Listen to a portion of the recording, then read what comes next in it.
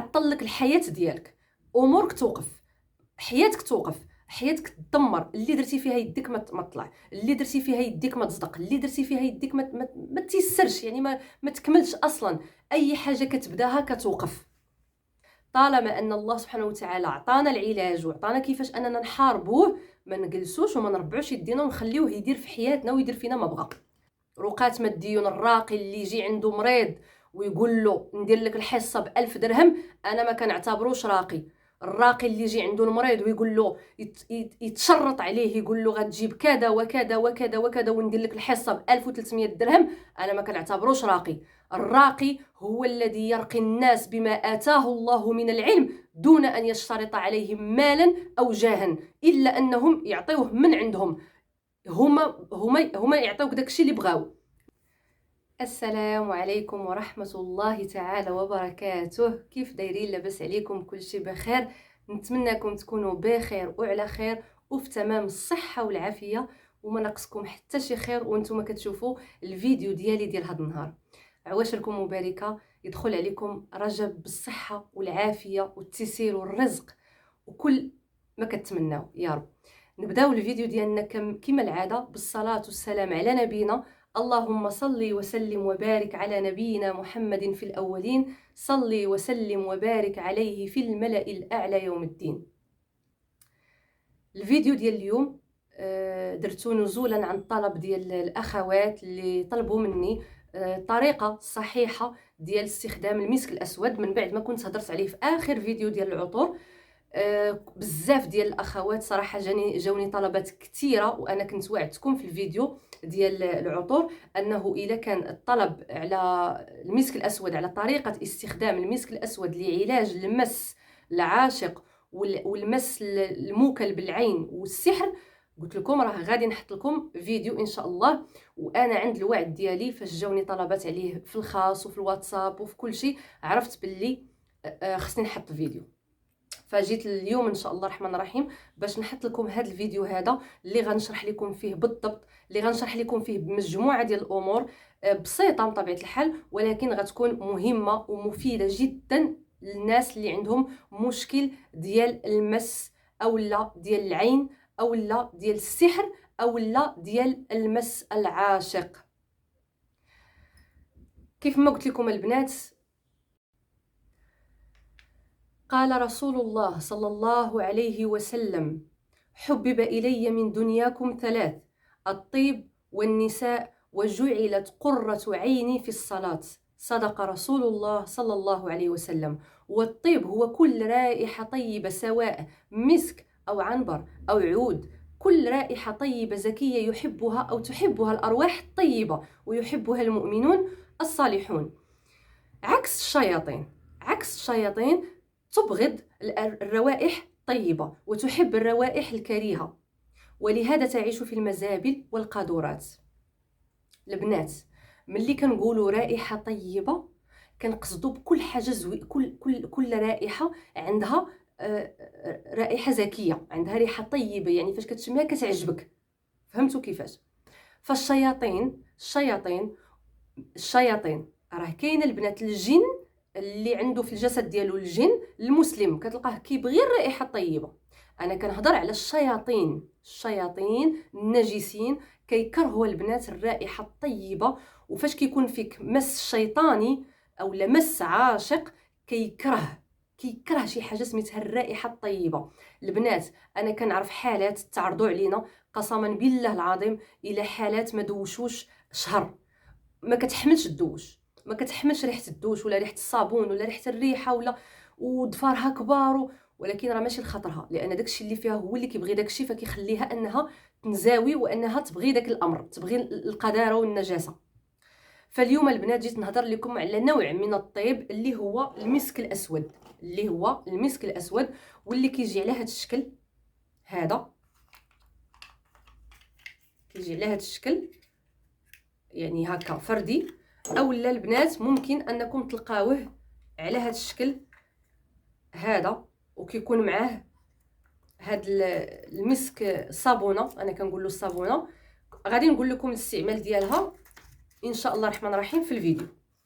غادي نبداو بالمسك اللي ممكن اي واحد ياخذه، اللي هو هذا البنات ماشي مسك اصلي، والتاثير ديالو بالتجربه الشخصيه، التاثير ديالو اكثر من التاثير ديال المسك الاصلي، لان المسك الاصلي رائحته خفيفه، لمن سبق له يعني شمه رائحته خفيفه جدا، ولكن هذا الرائحه ديالو نفاذه، يعني الرائحه ديالو من شده طيبها يعني رائحته نفاذه. غير هو تاكدوا انكم كتاخذوا النوعيه الجيده، كيف ما كنقول لكم دائما في الامساك، دائما تاكدوا انكم كتاخذوا النوعيه الجيده ماشي النوعيه الرديئه، واخا ماشي اصلي ولكن راه فيه نوعيتين، الجيده والرديئه. هذا اللي كاين. الثمن ديالو ما كيتعداش 35 درهم او 30 درهم او 40 درهم، ما كيفوتش الثمن هذا. والمفعول ديالو جد قوي بفضل الله بامر الله سبحانه وتعالى على المس، وعلى المس العاشق بالخصوص. البنات اللي نبغي نوضح لكم، ما تستهنوش بهذه المساله. راه المس العاشق في الجسم ديال المراه ولا البنت ولا حتى الرجل كيعطل لك الحياه ديالك، امورك توقف، حياتك توقف، حياتك تدمر. اللي درتي فيها يديك ما تطلع، اللي درتي فيها يديك ما تصدق، اللي درتي فيها يديك ما تيسرش، يعني ما تكملش اصلا. اي حاجه كتبداها كتوقف، يعني كيتسبب لك بواحد التعطيل كبير في الحياه ديالك. فما تستهنوش بهذه المساله هذه. طالما ان الله سبحانه وتعالى عطانا العلاج وعطانا كيفاش اننا نحاربوه، ما نجلسوش وما نربعوش يدينا ونخليوه يدير في حياتنا ويدير فينا ما بغى. فهمتوا؟ دائما عرفوا البنات على اننا حنا اقوياء، حنا اقوياء عليهم، حنا اقوياء بذكر الله، حنا اقوياء بالقران، حنا اقوياء بالرقيه، حنا اقوياء بامور وراها لنا الله سبحانه وتعالى وبينها لنا الرسول عليه الصلاه والسلام في السنه ديالو، ممكن اننا نتغلبوا بها عليهم من دون ما اننا نلجؤوا للرقات اللي ممكن غير يضحكوا علينا. يعني ما غاديش نكذب عليكم البنات نقول لكم بانه ما كاينش رقات مزيانين، كاينين رقات مزيانين ولكن قليلون جدا. والأغلبية الساحقة في الرقات اليوم هم رقات ماديون.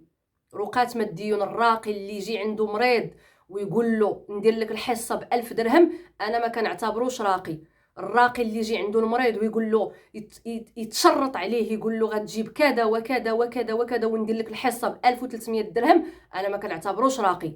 الراقي هو الذي يرقي الناس بما آتاه الله من العلم دون أن يشترط عليهم مالا أو جاها، إلا أنهم يعطيوه من عندهم. هما يعطيوك داكشي اللي بغاو، انت ما تشرطش. هادشي اللي كنعرف في الرقية.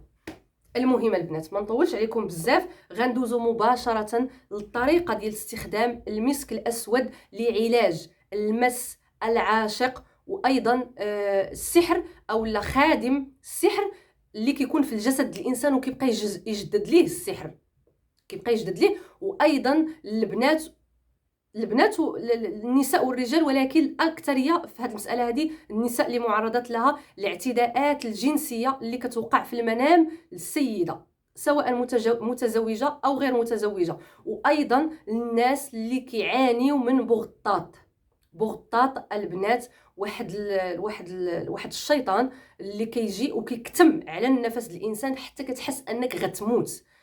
هذاك هو بغطاط راه ماشي شي مرض ولا شي حاجه اللي كيحلموا بها الناس، لا، بغطاط هو شيطان كيكتم فاش كنكونوا ناعسين، كيكتم على النفس ديالنا حتى كيبغي يقتلنا. اللي كيثبتوا الله سبحانه وتعالى راه كيبقى يقرا حتى كيتغلب عليه، وكاينين الناس مساكن اللي تاذاو بسببه. فهاد الطريقه نافعه جدا باذن الله سبحانه وتعالى. شنو غادي نديرو؟ غادي نجيبوا واحد القرعه ديال زيت الزيتون، اي زيت زيتون، المهم يكون زيت زيتون ماشي شي زيت اخر. غتجيبوا قرعه ديال زيت الزيتون، نصف لتر، ربع لتر اللي بغيتو. المهم ان الا كنتو غديروا لتر اكيد انكم غديروا مثلا واحد 3 من المسك باش الريحه ديالو تكون نفاذه. الا كنتو غديروا مثلا انا كندير هاد القرعه هادي، ملي كندير هاد القرعه كندير معاها هادي صافي. هادشي اللي كنحتاج هاد القرعه وهادي. الا كنتو غديروا كميه كبيره ضاعفوا الكميه ديال المسك باش تكون واحد النتيجه اللي مزيانه. غنجيبوا قرعه ديال زيت الزيتون وغادي نرقيوها، غادي نحلوا القرعه بحال هكا وغنديروا الفم ديالنا في القرعه ياك، وغادي نرقيوها. شنو هما الايات اللي غادي نقراو البنات؟ فاش كتكون النيه ديال الانسان خالصه وكيكون لي يقين في الله سبحانه وتعالى بالشفاء، راه ما غادي نقول لكم لا قراو سوره البقره كلها ولا قراو سوره البقره 40 مره ولا حتى شي حاجه. شفتوا البنات؟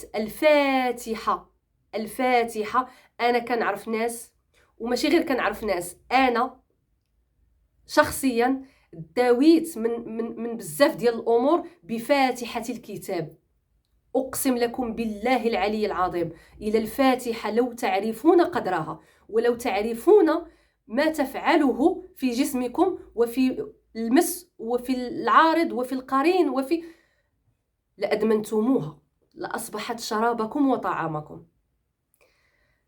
غتجيبوا القرعه ديال زيت العود، غتحلوها وغديروا فيها الفم ديالكم، غتقراو فاتحه الكتاب 7 مرات في هذاك الزيت، غتقراو فاتحه الكتاب 7 مرات، غتقراو اوائل سوره البقره 5 ايات من سوره البقره، من الاوائل ديال سوره البقره، وغتقراو من اواسط سوره البقره اللي هي ايه الكرسي، غتقراوها حتى هي 7 مرات، وغتقراو اواخر سوره البقره اللي هي امن الرسول كذلك 7 مرات.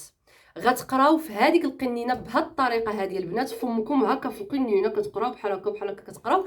كل ما ختمتوا ايه 7 المرات تنفتوا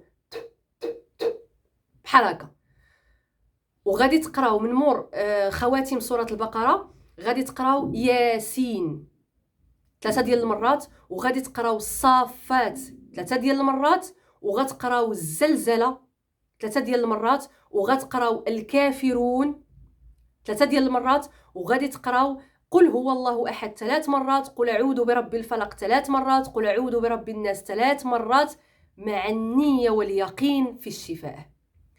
وغتجيبوا هذاك المسك من بعد ما غتقراو هاد الايات اللي قلت لكم، غتجيبوا داك المسك وغادي تفرغوه، غتحلوه على هذا الشكل، غتحيدوا هادي غتحيدوها، راه كتحيد بكل سهوله، غتحيدوها وغتفرغوا هذيك القنينه في داك الزيت، غتفرغوها في داك الزيت، وغادي تسدوا القنينه ديالكم على هذا الشكل، وغتنخدوها هكا، غتمخدوها بحال هكا ياك، وغتصبح جاهزه للاستخدام. طريقه الاستخدام: كل ليله تنعسوا على وضوء. انا كنهضر مع الناس اللي غيواظبوا باغيين يبراو، الناس اللي عاناو في الحياه ديالهم من هاد المساله هذه وبغاو يبراو صافي. كل ليله ماشي صعيبه، كل ليله غتنعسي اختي على وضوء، غتوضاي، ساليتي شغل الدار، ساليتي الداري، ساليتي كلشي ديالك، غادي توضاي وغادي تجي للبلاصه ديالك. اكيد صليتي العشاء ديالك وصليتي الشفع والوتر ديالك وقريتي ما تيسر من القران، ويا حبذا مع بدايه هذا العلاج هذا تبداو تقراو سوره الدخان كل ليله. الا قديتو 7 مرات، ما قديتوش 3 مرات، سوره الدخان وسوره ياسين، وتسدي المصحف ديالك صافي، راكي في الفراش ديالك، ما بقيتيش غادي تنوضي، غتاخدي من هذا الزيت هذا شويه غدهني به اماكن العوره، بين الفخذين، تحت الابطين، العنق، بين خلف الاذن، حول الفم، وهنا في هذه البلاصه ديال العين. غير بالسبابه البنات، ماشي تدخلوا الزيت في عينيكم، غير السبابه. غديري شويه هنا، تمسحيه هنا على عينيك، وتمسحيه هنا على عينيك، وتدوري على فمك بحال غديري شي فازلين، الفم ديالك تدوري عليه، وتسدي القريعه ديالك، وتاخدي واحد، قبل ما تسديها تكوني خديتي واحد الجزء من هذاك الزيت، ديريه في الضفار، تحاولي انك تدخليه بحال هكا على هذا الشكل هذا، ها في الضفار، او لا هنا ما بين الاصابع، هنا في هاد البلايص هادو صافي، وديريها وتنعسي. صدقوني البنات، اقسم لكم بالله العلي العظيم، الا داومتي على هاد المساله واحد الفتره، ما غاديش نقدر نحددها لكم، حيت كل وحده وقوه العارض اللي عندها، كل وحده وقوه هذاك المس اللي عندها. كاين اللي غالباه بالطاعات والعبادات والتقوى والصلاه والذكر والقران فهو ضعيف، ما قادرش يخرج ولكن ضعيف. وكاينه اللي طالقه من الله سبحانه وتعالى، طالقه من الصلاه، ما كتقرا قران، كتصنت الاغاني، كتفرج في الافلام، ما كدير حتى شي حاجه مزيانه مع الله فهو قوي. كل وحده على حساب كيفاش هذاك العارض في الجسم ديالها. الا داومتي اختي على هذا الشيء اللي انا كنقول لك، صدقيني واحد الفتره غتحسي بواحد التغيير عجيب في الحياه ديالك وفي الجسم ديالك. غتحسي بواحد النشاط، غتحسي بواحد الخفه، غادي تبداي تشوفي احلام كيدلوا على انك في تحسن، كيدلوا على انك كتغلبي على هذاك المس الشيطاني اللي في الجسم ديالك. ومن احسن الى احسن ان شاء الله. اكيد البنات مع هذا الزيت اللي انا قلت لكم، اولا مع هذه الوصفه اللي قلت لكم، يكون الذكر، تكون الصلاه ديال الفجر، يكونوا اذكار الصباح والمساء، تكون سوره البقره كتقرا كل 3 ايام على الاقل ان لم اقل كل يوم. يكون سوره ياسين كتقرا كل نهار، يكون البيت مرقي، يكون البيت فيه قران كيتطلق. مع هذا الزيت راه لا ينفع ابدا اننا نبداو واحد العلاج وحنا بعاد على الله سبحانه وتعالى. ندير الزيت وندير فيه المسك الاسود ونقرا عليه وانا ما كنصليش، وانا ما كنذكرش الله، وانا ما كنقراش القران. يستحيل البنات، يستحيل. كيف ما ملي كتمشيو عند الطبيب باش دوزو، فاش كتمشي كتشكي من واحد المرض كيقول لك الطبيب ديري الراديو، كديري الراديو كيتثبت عندك واحد المرض، كتجيبي الطبيب كتجيبي له التحاليل ولا الراديو، كيقول لك الطبيب غنعطيك الدواء فلان فلاني، ولكن ما غتاكليش كذا وكذا وكذا وكذا وكذا، وغتاكلي كذا وكذا وكذا وكذا الا بغيتي الدواء يعطي النتيجه ديالو. كاينه ولا ما كايناش؟ كاينه. اذا نفس الشيء، انت عندك مرض روحي، عندك مرض داخلي، انا عطيتك الدواء هو هذا، ولكن باش هذا الدواء هذا يدير المفعول ديالو وتشوفيه في الحياه ديالك وفي الجسم ديالك وفي ابنائك وتشوفيه في المحيط ديالك، ولا بد لك من هذه الامور اللي ذكرت: الصلاه في وقتها، قراءه القران، تنعسي على وضوء، تجنبي الموسيقى والافلام وكل ما هو فيه معصيه مع الله سبحانه وتعالى، تحاولي انك تجنبيه. التوبه هي اللي غادي تخليك تغلبي على كل ما هو خايب وسيء في الجسم ديالك، من مس، من سحر، من حسد، من اي حاجه. البنات اقسم لكم بالله العلي العظيم، وانا كنقول لكم هذا الكلام من القلب، والله ثم والله ثم والله 3، واشهد الله على كلامي اني تغلبت على سحر التفريق بالصلاه على النبي، وتغلبت على سحر التفريق بكثرة الصلاة على النبي، بالصلاة الإبراهيمية وبالذكر وبالاستغفار وبالتمسك بالله سبحانه وتعالى. تخيلوا أنني تغلبت على سحر التفريق وشفته في المنام وتمكنت منه. ما مشيت لعند راقي، ما عرضت نفسي على راقي، ما حتى شي حاجة. فخذوا من هاد الأمة التجربة ديالها وطبقوها في الحياه ديالكم، وغتشوفوا كل خير في حياتكم. وانا كنقول لكم راه والله ما نقل لكم في هذه القناه شي حاجه الا كانت غتنفعكم وغتفيدكم وغادي تشوفوا بها الخير. كان هذا هو الفيديو.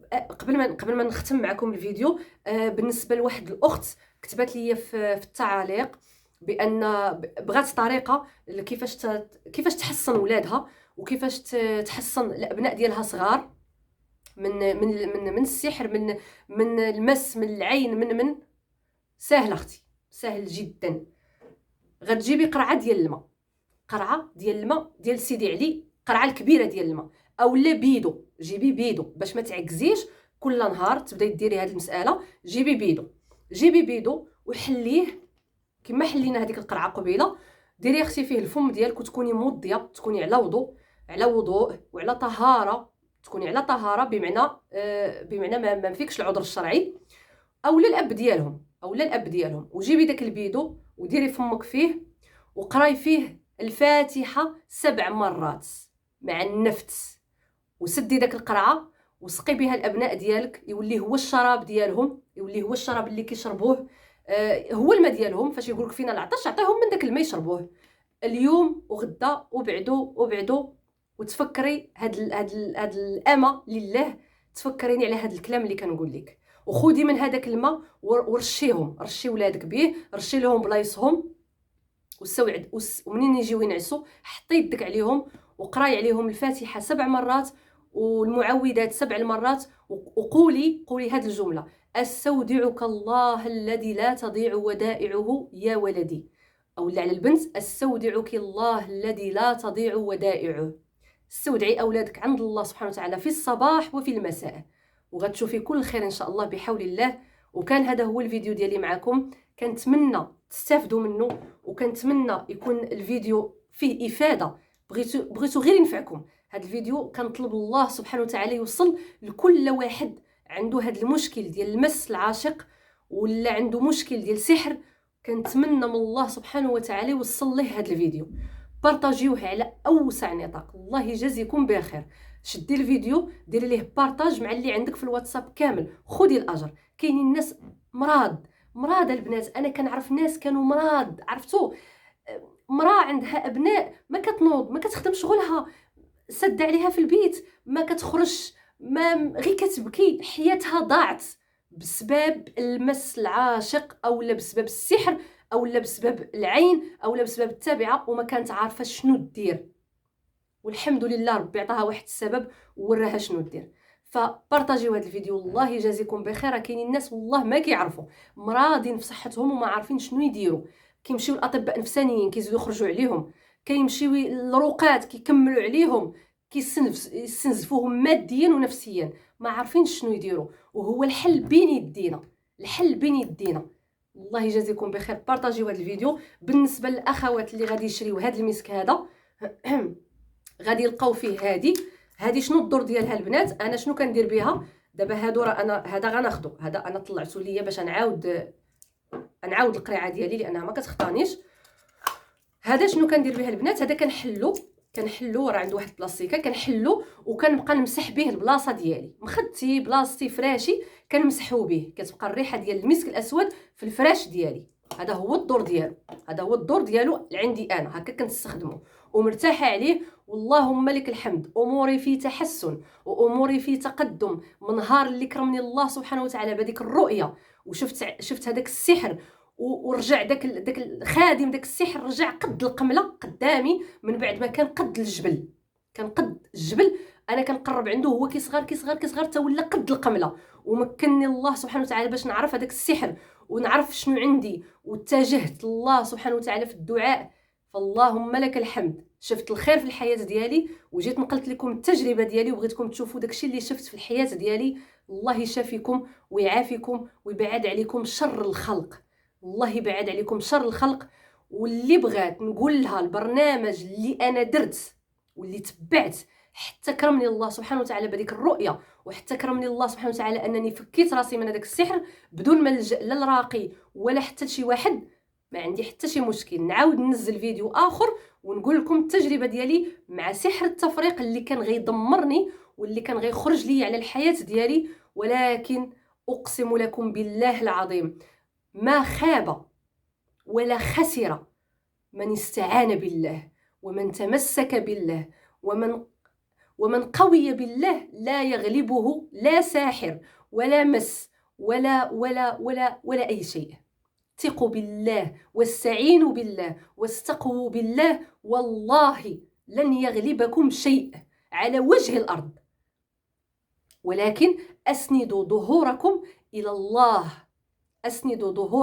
الله، وثقوا بأن الله سبحانه وتعالى ناصركم ولو بعد حين. أقول قولي هذا وأستغفر الله لي ولجميع المسلمين، والحمد لله رب العالمين. أستودعكم الله الذي لا تضيع ودائعه، والسلام عليكم ورحمة الله تعالى وبركاته.